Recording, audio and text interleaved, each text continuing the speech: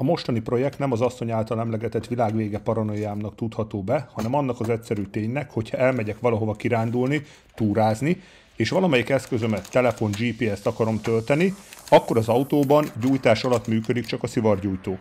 Ezért készítek most egy olyan készüléket, eszközt, ami az akkumulátorra csatlakoztatva többfajta USB csatlakozási módot és szivargyújtó csatlakozási módot is tud. De egy áramszünet esetén is egyszerű lemenni az autóhoz és rácsatlakoztatni az autó akkumulátorára, mint egy agregátorral bíbelődni. Természetesen csak is eszközök töltéséről beszélek. Abban szinte biztos vagyok, hogy meg lehetne ezt jobban is, szakszerűbben is csinálni. Én nem azt mondom, hogy ezt így kell csinálni, én azt mutatom meg, hogy én ezt hogy csinálom. Ezek a dolgokat vettem hozzá, igazából szinte minden kínai nem túl minőségi dolog, de hát próbálkozásnak meg ilyennek jó lesz.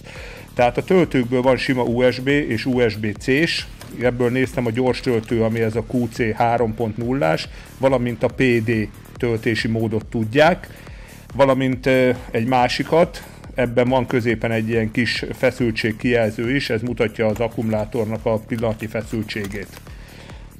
Ezek nagy része egyébként biztosítékkal védett. Ez a két USB, ez egy olyan adapterhez kapcsolódik, ami talán az egyetlen minőségi termék, ugyanis ez egy német töltő, vagy igazából átalakító. Gyors töltés nem tud, tehát a hagyományos USB-s töltéseket tudja. Ez egy biztosíték, mindenféleképpen akartam biztosítani még mielőtt bemegy a dobozba. Valamint ez is egy sima töltőfej, valamint egy szivargyújtó csatlakozó. Na, és akkor közben haladunk a projekttel. Vagy simán forrasztottam, vagy pedig ezeket a műanyagba ágyazott forrasztókat használtam, aki ismeri, azt tudja, mire jó. Maga az átmérője egyébként 28 mm, tehát ezt kellett fúrnom a dobozra.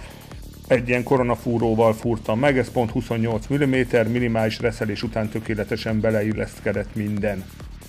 Az akkumulátor kábelje egy vagó elosztóba fog bejönni, és ebbe a vagóba fogom én bekötni az összes töltő fejnek a kábelját.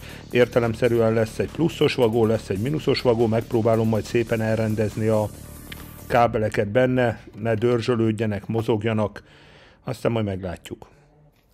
Arra azért kíváncsi lennék, hogy egy normál autóakkumulátor 40 vagy 60 amperórával mennyi időt bír ki teljes töltés mellett.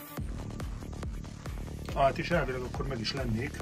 Ugye a lényeg, ugye itt csatlakoztatom rá majd a kocsinak az akkumulátorára. Ugye ide beraktam egy biztosítékot, ez jelenleg 25 amperos, berakok mellé egy 40 amperosat is, nem tudom, hogy mit bír ki. Ki lehetne mategozni, de ugye nem tudom, mekkora fogyasztók lesznek rajta. Ugye itt bejön, bemegy a vagóba, van egy piros vagónk plusszal, egy fekete vagónk az a minusszal, és akkor innen van szépen elosztva minden.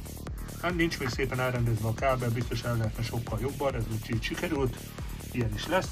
Ugye itt van az a két USB normál csatlakozó, aminek ez a vezérlése, ezt ide felragasztottam a tetejére. És akkor így néz ki. Ugye itt vannak a voltmérős, ez a QC3-as, PD, USB-C-s. Van ugye itt a sima USB-s, ugye itt is van, ezek kapcsolhatóak, ezeken volt egyenként egy 10 amperos biztosíték gyárilag, tehát gondolom ezzel számolnak, ennyit bír el. Ugye ebből van kettő, amihez volt 10 amper, az már 20 amper. Ugye itt ehhez az oldalhoz nem volt gyári biztosíték, ez egy sima. Ugye ezért raktam én be egy 25 amperosat, meglátjuk, bírja, nem bírja. Ugye itt is ez van, és akkor itt van ez a másik sima normál. Közben itt látjátok, elvágtam a körmömet, jól sikerült. Na mindegy, menjünk, próbáljuk ki. És akkor a próba. A traktor akkumulátor az bent van ilyenkor, csepptöltésen, úgyhogy most azt veszük igénybe. 12 voltos akkumulátor, ugye itt van a doboz, amit csináltunk. Itt mutatja is, 11,5 volt van. Hát nem tudom, mennyire látszik, semennyire, de higgyétek el, annyi van. És akkor, ami működik róla, egy tablet, egy telefon, Akkor egy másik telefon, ami direkt ilyen indukciós töltéssel van, 2 régi telefon, egy powerbank, és megint csak egy ilyen tabletszerű dolog, minden további nélkül megy. Nézzük meg, hogy melegszik-e, arra azért kíváncsi vagyok.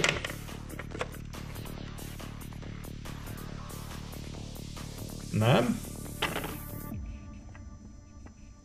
Ez egy picit, ugye ezzel rajta van 3 töltés, rajta van 2 USB-C meg egy USB-A-s, ugye itt a sima, ezen nincsen semmi, mert már sajnos nem találtam mit tölteni otthon.